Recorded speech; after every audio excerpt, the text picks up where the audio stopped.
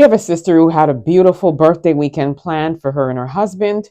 They were traveling by car from the United States and coming across to Canada. And I suspect it was probably the Peace Bridge that they were traveling across based on where they were traveling from.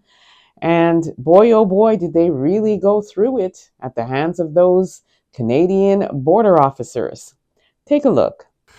Planned a birthday trip for my husband, paid for a Raptors game, reserved the W Hotel. We got to the border. They asked us for our passports. Why you want to come to Canada? Mini trip to Toronto. Well, since this y'all first time coming, they told us we had to proceed to the immigration area. 3 or 4 officers come to the truck.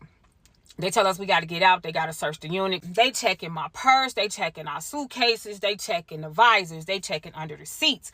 They checking his book bag. They checked the tires. They proceeded to tell us they need to do a background check. The Caucasian people coming in and out. They're greeting them. Happy New Year. Have a good day. Enjoy your trip. But with us, the only skin tone that's our color, had to sit in the immigration office for over 2.5 hours, only for them to come back and tell us that they're going to deny his entry to Canada because he was on probation in 2004.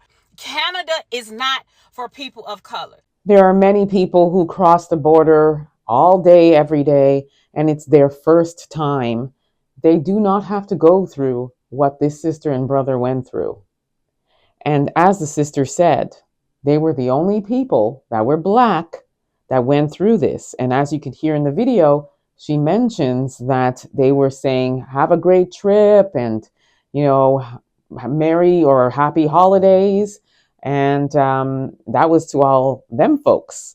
But when it came to them, they were put through the ringer. And this is a very common occurrence that happens at the US-Canada border, and particularly Peace Bridge, which is why, based on what she's saying, I suspect it was the Peace Bridge, which you come through downtown Buffalo to get across to Canada.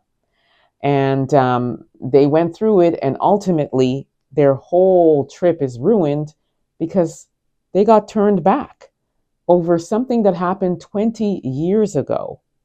That is definitely an act of racism. Because if he was on probation 20 years ago, it has long since ended. And I'm quite certain there's no other criminal record for this brother. So there was no reason to turn them away other than the fact that they just didn't like the color of their skin.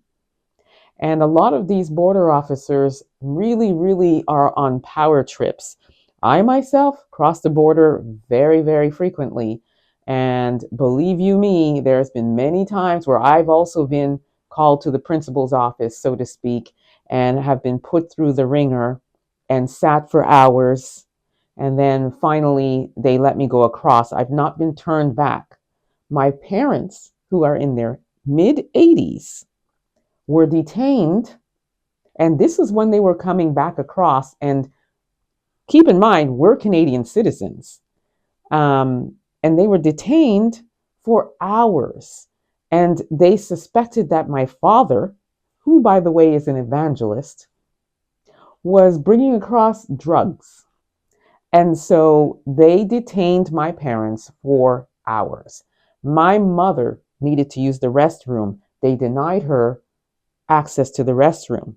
So she then said, you're either going to let me use the restroom or I'm going to go right here. So a female border officer escorted her.